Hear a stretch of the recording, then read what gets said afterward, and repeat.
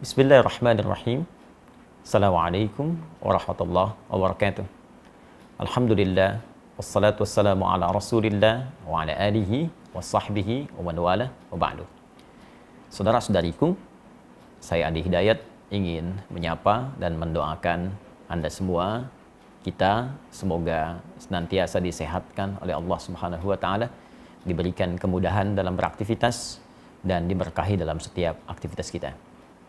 Hari-hari ini telah masuk banyak pertanyaan, pesan kepada kami terkait dengan pelaksanaan ibadah dalam kondisi tersebarnya wabah, khususnya terkait dengan COVID-19 atau virus corona. Saya melalui ini ingin menegaskan, khususnya bagi umat Islam, bahwa dalam kehidupan berbangsa, bernegara, dan konteks ibadah berjamaah, kita memiliki wakil di Majelis Ulama Indonesia untuk memberikan pandangan dan solusi bagi persoalan keumatan, sehingga tidak setiap orang bisa memberikan fatwa pada situasi-situasi yang dibutuhkan wakil umat untuk memberikan pandangan. Dan dalam hal ini, di tangan saya saat ini telah ada keputusan fatwa dari Majelis Ulama Indonesia, setidaknya ada 10 lembar di sini. Yang penting saya ingin sampaikan mesti dibaca dengan detail, teliti, dan dipahami oleh umat sehingga pelaksanaannya bisa sempurna seperti yang disampaikan. Karena kami menduga ada sebagian informasi ini yang sampai, sebagian tidak sampai, sehingga menyebabkan kegelisahan, kepanikan, ketidaktahuan, bahkan ketidaksempurnaan dalam menunaikan ibadah yang dimaksudkan. Saya mohon izin untuk bisa berkontribusi menyampaikan fatwa ini sehingga bisa lebih meluas dengan baik, dipahami oleh masyarakat, dan bisa kita amalkan sesuai dengan ketentuan syariat agama kita. Fatwa Majelis Ulama Indonesia nomor 14 tahun 2020 tentang penyelenggaraan ibadah dalam situasi terjadi wabah COVID-19. Ya, bismillahirrahmanirrahim. Komisi Fatwa Majelis Ulama Indonesia MUI setelah menimbang dan seterusnya, mengingat dan seterusnya.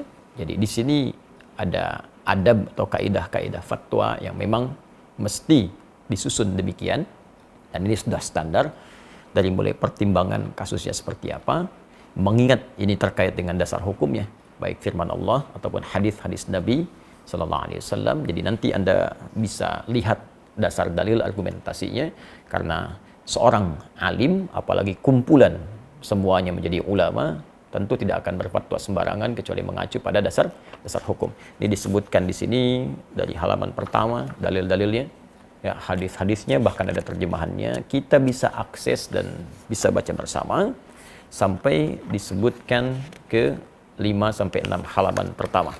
Ya, 5 halaman masih dalil. Ini fase mengingat sampai di halaman ke-6 memperhatikan. Nah, jadi ada dalil sampai 6 halaman Al-Quran, hadis, kemudian kaidah-kaidah fikih, usul fikih. Nah, jadi tidak boleh sembarangan orang ngasih fatwa, kalau tak tahu kaidah jangan memberikan fatwa. Jadi Al-Quran sumber hukum, hadis sumber hukum. Bagaimana sumber itu menjadi produk hukum, ada kaidah. Nah, sehingga menjadi produk fikih yang bisa kita amalkan bersama. Ini kaidahnya disebutkan, kemudian memperhatikan pendapat-pendapat ulama. Jadi merujuk sehingga semua keilmuan ini aspeknya punya sanad, bersambung kepada ulama-ulama sebelumnya yang mendekati kepada isyarat-isyarat Nabi Sallallahu Alaihi Wasallam. Jadi penting merujuk kepada ulama-ulama untuk mengamalkan hadis Nabi, ya, wa innamal ulama warathatul anbiya, dan ulama itu pewaris Nabi, ya, para nabi, khususnya Nabi Muhammad Sallallahu Alaihi Wasallam. Jadi setelah kemudian memperhatikan pendapat para ulama sebelumnya, kasus-kasus yang terjadi sebelumnya, karena penanganan wabah kekinian itu tidak akan pernah terlepas dari situasi wabah di masa lalu yang pernah terjadi, dan bagaimana penanganan fikihnya, dari situ kemudian dirujuk sampai keluarlah di halaman ke-8 tentang fatwa hukumnya, menetapkan. Saya mohon izin untuk masuk ke dalam langsung fatwanya dan langsung membacakan sehingga kita mengetahui dengan baik. Memutuskan menetapkan fatwa tentang penyelenggaraan ibadah dalam situasi terjadi wabah COVID-19. Ini penting dibaca secara keseluruhan. Pertama, ketentuan umum. Ya, dalam fatwa ini yang dimaksud dengan COVID-19 adalah coronavirus disease, ya, penyakit menular yang disebabkan oleh coronavirus yang ditemukan pada tahun 2019. Jadi fatwa ini terkait dengan wabah virus corona atau COVID-19. Kedua, ketentuan hukum. Jadi tadi ketentuan umumnya untuk memberikan batasan bahwa fatwa ini dikeluarkan hanya terkait dengan masalah ini saja. Bagaimana ketentuan hukumnya? Tolong perhatikan dengan baik. Di sini ada 9 poin. Ingat betul. Jadi bukan 1-2 yang Anda cuplik lantas Anda sampaikan atau sebarkan atau di broadcast atau memberikan dasar kepada MUI, tapi sebagian saja yang dicuplik. Itu pun penting dipertimbangkan kembali. Saya bacakan satu-satu. 1. Setiap orang wajib melakukan ikhtiar, menjaga kesehatan, dan menjauhi setiap hal yang dapat menyebabkan terpapar penyakit, karena hal itu merupakan bagian dari menjaga tujuan pokok beragama, atau ad-darurat al-khams. Ya, ad-daruriyah al-khams. Ini bagian pertama, jadi meminta kita semua berikhtiar, jaga kesehatan kita, jaga baik-baik kondisi kita. Kalau kita mengambil kepada bagian-bagian sebelum yang disampaikan, jelas sekali ada anjuran langsung dari Nabi, kalau sudah tahu wilayah yang terjangkit jangan masuk ke situ, dari wilayah itu jangan keluar. Ya, ini bagian dari menjaga kehidupan kita, dan nanti turunannya kita akan lihat seperti apa proses yang dimaksudkan.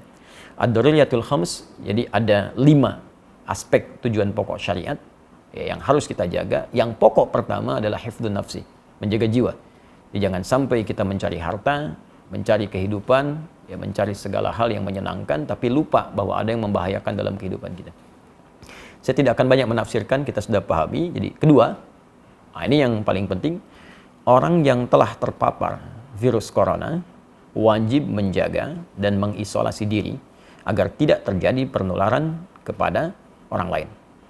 Saya ulang, orang yang telah terpapar virus corona wajib menjaga dan mengisolasi diri agar tidak terjadi penularan kepada orang lain. Baginya, salat Jumat dapat diganti dengan salat zuhur, karena salat Jumat merupakan ibadah wajib yang melibatkan banyak orang, sehingga berpeluang terjadinya penularan virus secara massal. Baginya, haram melakukan aktivitas ibadah sunnah yang membuka peluang terjadinya penularan, seperti jamaah salat 5 waktu atau rawatib, salat tarawih, dan id di masjid atau tempat umum lainnya, serta menghadiri pengajian umum dan tabligh akbar. Jelas poin yang kedua. Jadi kalau memang sudah ada diketahui positif atau bahkan kemungkinan kuat suspek yang diduga sangat kuat terkait dengan corona, maka ini jelas ya, fatwanya sangat jelas, jangan melibatkan diri dalam proses pelaksanaan ibadah berjamaah, baik Jumat, salat fardu ditunaikan berjamaah di masjid, atau salat-salat sunnah yang ditunaikan dengan sifat berjamaah terbuka. Fatwa ini sangat jelas, mudah dipahami, landasan hukumnya kuat. Bahkan kalau boleh kita memberikan bandingan yang sangat ringan, dalam situasi badai saja, ada hujan lebat, dingin, ya, itu bahkan muadzin mengumandangkan azan dengan satu kalimat membolehkan masyarakat untuk sholat di rumah karena khawatir terkena badai ketika akan ke masjid. Maka bagaimana dengan kondisi orang tertular virus dan bisa menularkan pada orang lain? Atau bahkan dalam konteks lain, ya, orang yang safar saja, perjalanan jauh, dengan keadaan safarnya dia bisa mengganti Jumat dengan zuhur karena kesulitan menunaikannya. Maka bagaimana dengan orang terkena virus yang membahayakan pada dirinya dan bahkan membahayakan orang lain di sekitarnya? Ini sangat mudah dipahami dan tidak perlu banyak ditafsirkan. Jadi kalau memang dampaknya pada wilayah yang sudah terjangkiti, kemudian orangnya diketahui banyak di situ terkena virus juga, maka hukum menunaikan ibadahnya itu bisa diganti dari yang aspek berjamaah di masjid, bahkan Jumat menjadi berjamaah di rumah, atau mungkin Jumat diganti dengan zuhur sesuai dengan fatwa yang disampaikan. Tapi fatwanya belum selesai sampai di sini. Jadi kalau kita mengambil yang kedua ini saja, maka nanti akan banyak ditafsirkan dengan ya, masjidnya ditutup, Jumatnya tidak ditunaikan, ya, baru secara umum. Sedangkan kondisi belum selesai disampaikan. Ya, fatwa nomor 3, orang yang sehat dan yang belum diketahui atau diyakini tidak terpapar COVID-19 harus memperhatikan hal-hal sebagai berikut. A. Dalam hal ia berada di suatu kawasan yang potensi penularannya tinggi atau sangat tinggi berdasarkan ketetapan pihak yang berwenang, maka ia boleh meninggalkan sholat Jumat dan menggantikannya dengan sholat zuhur di tempat kediaman, serta meninggalkan jamaah sholat 5 waktu atau rawatib, tarawih, dan id di masjid atau tempat umum lainnya. Jadi kalau poin 2 tadi khusus bagi yang terkena, maka yang poin ketiga A itu menunjuk kepada kita yang tidak terkena, tapi kita tinggal di wilayah yang diduga banyak terjangkit dan menyebar virus corona. Sehingga menjadikan kita khawatir kalau keluar itu bisa terdampak, terkena, dan bahkan berpotensi menularkan pada yang lain. Dan ini pun sangat dipahami. Jadi kalau Anda tinggal di wilayah-wilayah tertentu yang memang informasi dari pemerintah setempat menyampaikan ini sudah darurat, sudah bahaya, diketahui kemudian tersebar, maka hukum fatwa ini berlaku. Ya, dan jangan dipaksakan. Sholat di rumah, ya itu biasa saja. Jadi kalau kita tidak sholat di masjid, itu biasa. Ya, dalam kondisi seperti poin nomor 3A ini. Yang tidak boleh itu tidak sholat. Itu poin pentingnya. Jadi kalau memang di tempat kita ditemukan situasi, diketahui banyak terjangkit, jangan paksakan situasi datang ke masjid. Ya, bahkan boleh Jumatnya gugur dan diganti dengan zuhur. Dan pahalanya sama dengan ketika kita menunaikan di masjid. Ya, saya sampaikan hadis Nabi SAW, riwayat sahabat Abu Hurairah radhiyallahu taala anhu, Nabi pernah menyampaikan, "Idza maridul 'abdu aw safar kutiba lahu mithla ma kana 'alaihi muqiman sahihan." Kalau ada seorang yang sakit atau bahkan sedang perjalanan jauh, dia tidak bisa menunaikan ibadah rutin seperti biasanya, maka apa yang dia tunaikan pada saat itu dihukumi sama pahalanya dengan kebiasaan dia semula. Saat sehatnya, saat normalnya. Anda saat safar kemudian menunaikan yang sempurna jadi qasar, zuhur 4 jadi 2, sunnah tidak dikerjakan, padahal sebelumnya biasa Anda tunaikan. Maka kalaupun Anda kerjakan qasar, sunnah tidak dilakukan, tetap pahala dituliskan sempurna seperti kebiasaan Anda. Anda yang rajin ke masjid, kita yang biasa Jumatan, karena kondisi ini tidak memungkinkan ke masjid dan tidak kita tunaikan berjamaah di masjid, kita tunaikan di rumah untuk menjaga diri pada aspek yang sangat penting, maka pahalanya pun sama dengan Anda mendatangi tempat ibadah itu. Tapi kalau Anda memaksakan diri sampai tertular atau menularkan pada orang lain, maka bukan hanya berpeluang keliru, tapi berpeluang juga dosa di dalamnya. Fatwanya belum selesai. Pada poin B, dalam hal ia berada di suatu kawasan yang potensi penularannya rendah. Tolong disimak baik-baik. Dalam hal ia berada di suatu kawasan yang potensi penularannya rendah, berdasarkan ketetapan pihak yang berwenang, maka ia tetap wajib menjalankan kewajiban ibadah sebagaimana biasa dan wajib menjaga diri agar tidak terpapar COVID-19 seperti tidak kontak fisik langsung, bersalaman, berpelukan, cium tangan, kemudian membawa sejadah sendiri dan sering membasuh tangan dengan sabun. Nah, ini penting dibacakan bagian kedua ini supaya kita mengetahui ya, bahwa fatwanya belum selesai. Jadi kalau di wilayah kita berdasar keterangan dari aparatur setempat, ya pemerintahan setempat menyampaikan di wilayah ini baik, di wilayah ini diduga kuat belum tersebar atau kecil kemungkinannya, maka kita berjamaah seperti biasa. Jadi tidak harus menutup tempat ibadah. Jumat berlangsung, ya ibadah 5 waktu berlangsung, dan kehati-hatian tadi kita lakukan. Ya, kita hindari kontak fisik secara langsung, bersalaman, atau kemudian tadi membawa sejadah sendiri, menggunakan hand sanitizer, ya. Nah, itu kita lakukan. Tapi jangan latah kemudian masjid ditutup, Jumat tidak ada, sehingga seakan-akan sunyi dari ibadah. Nah, hanya mungkin di fatwa ini juga, ini kami mengusulkan. Ya, kami mengusulkan kepada pemerintah di daerah-daerah setempat dengan berkoordinasi dengan pusat, ini mungkin menyampaikan kepada masyarakat transparansi data yang terbuka. Sehingga tidak terjadi kepanikan di masyarakat dan mengetahui tempat ini ada suspek, tempat ini aman, sehingga dengan itu masyarakat mudah untuk bisa menentukan sikap sehingga tidak hadir kepanikan. Nah, saya tidak tahu nih tempat saya aman atau tidak. Nah, karena itu kita aktif untuk bisa bertanya apakah di tempat kita situasinya seperti apa, amankah atau kurangkah atau berbahayakah. Ya, ini ada sebagian tempat yang sudah cukup bagus mengupdate kepada kita ya, situasi perkembangan coronanya, ya saya ambil, dan ini menjadi patokan bagi kita untuk bisa mempraktekkan fatwa Majelis MUI ini, Majelis Ulama Indonesia ini. ya untuk bisa mempraktikkan fatwa Majelis Ulama Indonesia ini. Ya, daerah mana yang berlaku poin 3A, daerah mana berlaku poin 3B. Sambil contoh misalnya ini kita bisa akses bersama tentang penyebaran corona di Jakarta. Ya, ini sudah di-upload jadi informasi terbuka bagi publik. Jadi ada di corona.jakarta.go.id. Ini disebutkan peta sebaran kasus positif COVID-19 DKI Jakarta. Ya. Jadi sampai hari ini ya disebutkan teman-teman sekalian, ini petanya sudah merah semua tuh. Dan dijelaskan. Ya, ke bawahnya dijelaskan kelurahannya di mana, rumah sakit penanganannya di mana, hasil pantauannya sampai tanggal kemarin 18 Maret pukul 18 seperti apa, jumlah kasusnya berapa, positif titik kelurahan bagaimana, yang menunggu hasil, yang positif bisa kita akses. Bahkan Anda tinggal di mana, ini tinggal diklik titik merahnya, tuh, keluar. Kelurahan mana, terjangkit atau tidak, tapi ini kondisinya kita bisa tetapkan melalui Fatwa Majelis Ulama Indonesia, masuk kondisi yang mana. Kalau sudah merah seperti ini semua, saya kira bisa diusulkan Majelis Ulama setempat di wilayah Jakarta duduk dengan pemerintahan Provinsi DKI Jakarta, lantas memberikan himbauan pada masyarakat sesuai situasi kondisi ini. Ini yang bisa kita lakukan. Dan daerah-daerah lain berkoordinasi ya, dengan pusat, diberikan instruksi yang jelas, dari wilayahnya kemudian memberikan gambaran ke masyarakat. Pertimbangan-pertimbangan lain kita serahkan ya, pada pengelola dan pengatur stakeholder di bangsa, di negara. Tapi kewaspadaan kita sebagai tanggung jawab bagian dari masyarakat, kita turut aktif untuk bisa mengimplementasikan instruksi dimaksud dengan barangkali menjaga diri kita dan menyesuaikan dengan kondisi-kondisi tadi. Kita bertanya, Anda yang di Jawa, Jawa Barat, Jawa Tengah, Jawa Timur, Jakarta, Jogja, dari Sabang sampai dengan Merauke, kita ketahui wilayah kita, baru kita terapkan fatwa yang dimaksudkan ini.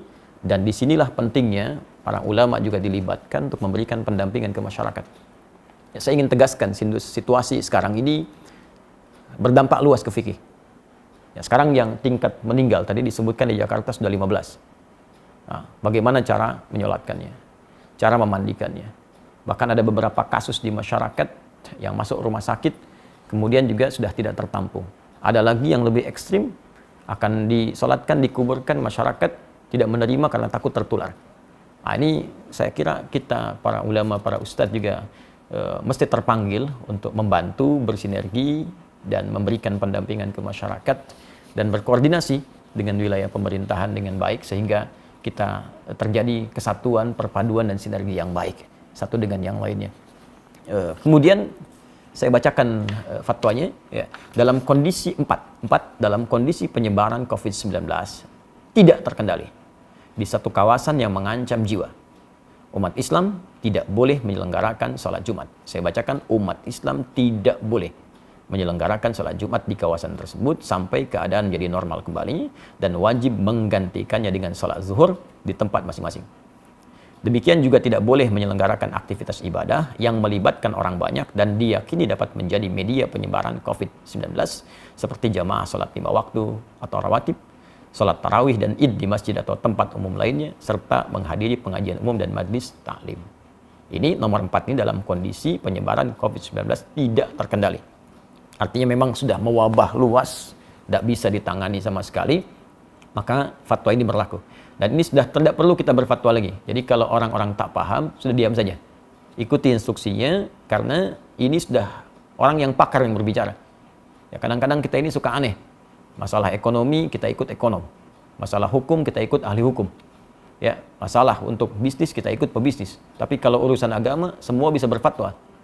Maka saya tegas ingin menyampaikan, kalau tidak punya ilmu, tak paham, sudah ikuti instruksi yang ada, jangan bikin fatwa masing-masing. Jangan sampai Anda bisa mengatakan misalnya, mohon maaf, ini kan bagian dari ibadah itu wajib kalau wafat sedang dalam keadaan sholat. Wafat itu tidak ada kaitan dengan virus atau yang lain. Kalau sudah tiba ajal ya wafat. Tapi ketentuan syariat mesti kita ikuti. Nabi saja meminta kita untuk menjaga diri. Anda bukan Nabi, bukan Rasul, menganjurkan sesuatu yang bertentangan. Maka itu sangat hal yang tidak diharapkan. Mohon izin saya meneruskan. 5, dalam kondisi penyebaran COVID-19 terkendali. Ini, tolong catat juga ini. Dalam kondisi penyebaran COVID-19 terkendali, umat Islam wajib menyelenggarakan sholat Jumat dan boleh menyelenggarakan aktivitas ibadah yang melibatkan orang banyak seperti jamaah salat 5 waktu atau rawatib, salat tarawih dan id di masjid atau tempat umum lainnya, serta menghadiri pengajian umum dan majlis taklim dengan tetap menjaga diri agar tidak terpapar COVID-19. Nah, jadi kalau di wilayah-wilayah yang diketahui, sekali lagi, transparansi data, informasi yang dibuka ke publik, setidaknya menyampaikan, ini wilayah ini terpapar, wilayah ini tidak. Sehingga kita bisa petakan, oh ini yang tidak, yang aman, maka berlaku fatwa yang ini. Ini yang terkendali, tetap Jumatan. Masjid dibuka. Jadi jangan sampai syiar-syiar ibadah itu hilang, tertutup. Nah, jangan dipukul rata fatwa ini bagi semua kondisi yang sekiranya terjadi perbedaan keadaan di dalamnya. 6. Pemerintah menjadikan fatwa ini sebagai pedoman dalam menetapkan kebijakan penanggulangan COVID-19 terkait dengan masalah keagamaan dan umat Islam wajib menaatinya. Nah, ini sudah tidak perlu saya tafsirkan. Tentunya fatwa ini sudah sampai ke pemerintah kita. Negara kemudian bisa mengambil tindakan dan kita mengikuti sesuai dengan arahan fatwa MUI yang dimaksudkan. 7. Pengurusan jenazah. Ya, tajhiz al-janaiz yang terpapar COVID-19, terutama dalam memandikan dan mengafani, harus dilakukan sesuai protokol medis dan dilakukan oleh pihak yang berwenang dengan tetap memperhatikan ketentuan syariat, sedangkan untuk mensalatkan dan menguburkannya dilakukan sebagaimana biasa dengan tetap menjaga agar tidak terpapar COVID-19. Saya kira ini sangat jelas, ya, dan ini perlu berkonsultasi juga. Ada ulamanya, ada bagian medisnya, dan dijelaskan bagaimana saat menyolatkan tidak tertular, saat memandikan tidak tertular, sehingga dengan itu tidak terjadi kepanikan. Dan saat seorang pun dengan izin Allah sesuai ajal meninggal misalnya karena terpapar virus ini, dan kita doakan semoga Allah menerima segala amal baik, menjadikan rahmat, ya, menjadikan syahid sesuai janji Nabi Sallallahu Alaihi Wasallam. Nah, tapi yang paling penting adalah dengan jelas semua itu tidak ada kepanikan dan kita mengerti apa yang harus kita lakukan. Ya.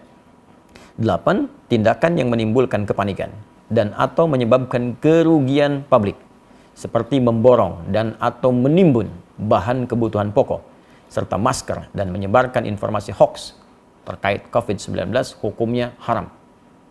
Hukumnya haram, termasuk Anda pun yang menyebarkan informasi fatwa yang sembarangan, ya, yang bahkan tidak terkait dengan kondisi yang dihadapi, itu bisa salah juga. Ya, seharusnya bisa ke masjid, tidak bisa ke masjid. Atau seharusnya tidak harus ke masjid, malah ke masjid. Maka dilihat dengan baik-baik. Dan saya pada poin yang ke-8 ini ingin mengajak seluruh lapisan masyarakat Indonesia, tanpa kecuali, terlepas dari sekat-sekat keyakinan dan yang lainnya, mari kita bersinergi untuk mengatasi wabah virus COVID-19 ini. Ya, Anda yang diberikan keluasan oleh Allah Subhanahu wa Ta'ala dari segi harta, atau bahkan bisnis Anda terkait erat dengan kebutuhan masyarakat saat ini buktikan. Waktunya Anda untuk membuktikan diri, berbakti kepada negeri, bangsa, berkhidmat, niatkan sebagai ibadah, tampil Anda. Buat masker yang banyak, sebarkan di masyarakat, CSR Anda gunakan untuk berkhidmat secara sosial, atau bikin harga yang murah. Nah, jangan mencari keuntungan dari situasi yang sulit. Ya, karena untuk apa Anda mendapatkan harta kekayaan yang tinggi di atas penderitaan orang lain? Ya. Kemudian juga yang usaha di bidang disinfektasi, disinfektan, silahkan buat dengan harga pokoknya, sebarkan. Kalau perlu kita bikin bilik-bilik kemudian di sosial di masyarakat sehingga orang bisa diberikan disinfektan, ya, dengan cukup baik, menemukan hand sanitizer di berbagai tempat sehingga kita bisa tekan sesuai dengan kemampuan kita. Apa yang bisa kita kerjakan, passion yang kita dapati, kita bersinergi. Dan ini bukan saatnya untuk kita saling mencari peluang, ya, mencela, menjatuhkan. Ya, negeri kita perlu persatuan untuk mengatasi wabah ini. Kalau kita memang ingin terbebas, ya, kecuali kalau orang-orang punya kepentingan-kepentingan lain, ya, tentunya Allah akan memberikan jalan keluar kepada kita dengan cara yang paling baik. Terakhir, 9. Umat Islam agar semakin mendekatkan diri kepada Allah Subhanahu wa Ta'ala dengan memperbanyak ibadah, taubat, istighfar, zikir, membaca kunut nazilah di setiap salat fardu, memperbanyak salawat, sedekah, serta senantiasa berdoa kepada Allah Subhanahu wa Ta'ala agar diberikan perlindungan dan keselamatan dari musibah dan mara bahaya. Ya, daf'ul bala, khususnya dari wabah COVID-19. Inilah 9 poin yang disampaikan, dan bagian terakhir khususnya bagi kita umat Islam sangat penting kita lakukan. Karena semua solusi akan kembali kepada Allah Subhanahu wa taala. Al-Quran surah kedua Al-Baqarah ayat 156. Alladzina idza asabathum musibah qalu inna lillahi wa inna ilaihi rajiun. Orang-orang hebat itu, orang-orang sabar, orang-orang terbaik itu ketika diuji dengan musibah apapun, maka ia kembali kepada Allah untuk meminta solusi. Kita tingkatkan ibadah, amalkan doa-doa yang disebutkan dalam Al-Quran, amalkan doa-doa yang disampaikan oleh Nabi, dan indahnya dalam Islam, bahkan kita sudah mendapatkan tuntunan lengkap dalam kehidupan, bahkan terkait hal yang belum kita alami di masa-masa selanjutnya. 15 abad yang lalu, Nabi sudah menginfokan akan datang wabah. Sekarang kita tahu situasinya, dan bahkan Nabi ajarkan kalimat-kalimat untuk bisa kita amalkan. Baca zikir pagi, petang, baca doa-doa dalam Al-Quran, yang dengan itu insya Allah terhindar kita dari wabah dengan izin Allah Subhanahu wa ta'ala. Terakhir rekomendasi. Ya, pemerintah wajib melakukan pembatasan super ketat terhadap keluar masuknya orang dan barang ke dan dari Indonesia kecuali petugas medis dan barang kebutuhan pokok serta keperluan emergensi.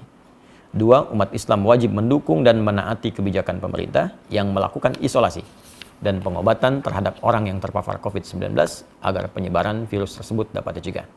3. Masyarakat hendaknya proporsional dalam menyikapi orang yang suspek atau terpapar COVID-19.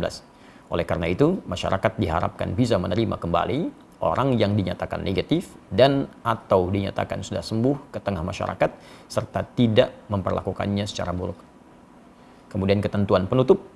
1. Fatwa ini mulai berlaku pada tanggal ditetapkan dengan ketentuan jika di kemudian hari membutuhkan penyempurnaan akan disempurnakan sebagaimana mestinya. 2. Agar setiap muslim dan pihak-pihak yang memerlukan dapat mengetahuinya, semua pihak dihimbau untuk menyebarluaskan fatwa ini. Dan apa yang saya sampaikan ini menaati, mengikuti himbauan khususnya di poin yang keempat ketentuan penutup, berkontribusi dalam menyebarluaskan fatwa ini sehingga diketahui oleh masyarakat dan bisa kita taati dan jalankan khususnya bagi umat Islam di seluruh wilayah Indonesia yang kita cintai ini. Ditetapkan di Jakarta pada tanggal 21 Rajab 1441 Hijrah, 16 Maret 2020. Majelis Ulama Indonesia Komisi Fatwa, Ketua Profesor Dr. Hasanuddin AF, Sekretaris Dr. Haji Muhammad Asrul Ni'am Saleh MA. Mengetahui Dewan Pimpinan Majelis Ulama Indonesia, Wakil Ketua Umum ditandatangani Kiai Haji Muhyiddin Junaidi MA, Sekretaris Jenderal Dr. Haji Anwar Abbas MM AG. Dan insya Allah kami mengetahui semua orang-orang ini yang menandatangan seluruhnya kafabel, ulama-ulama yang insya Allah dibimbing oleh Allah Subhanahu wa ta'ala dalam kebaikan. Karena itu dengan hadirnya fatwa ini, maka silahkan kita sikapi dengan baik. Saya berharap juga kepada kolega dari kawan-kawan, termasuk khususnya di umat Islam, Ustaz, para ulama-ulama di daerah ikut menyebarluaskan ini dengan proporsional, dengan detil, sesuai dengan keadaan daerahnya, sehingga menjadi sikap bagi masyarakat untuk bisa menunaikan ibadah. Dan saya juga menghimbau kepada pemuka-pemuka di agama lain, saudara-saudariku sebangsa dan setanah air, ya, agar sama-sama kita bersinergi menyampaikan kepada umatnya, menyampaikan kepada masyarakat juga dalam bawah binaan dan bimbingannya, agar senantiasa bisa menjaga diri, kesehatan sesuai dengan instruksi yang kita dapati dan bisa menyatukan kita dalam suasana kebangsaan yang utuh, baik, dan semoga Allah membebaskan kita dari wabah COVID-19 ini dan memberikan hikmah-hikmah terbaik kepada kita. Dalam situasi yang sulit akan tampil orang-orang yang hebat, orang-orang yang jelas cintanya kepada bangsa, kepada negara dengan memberikan kontribusi-kontribusi yang positif.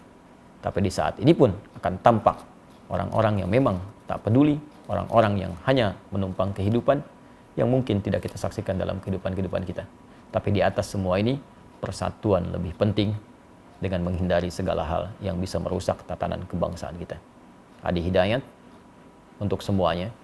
Assalamualaikum warahmatullahi wabarakatuh.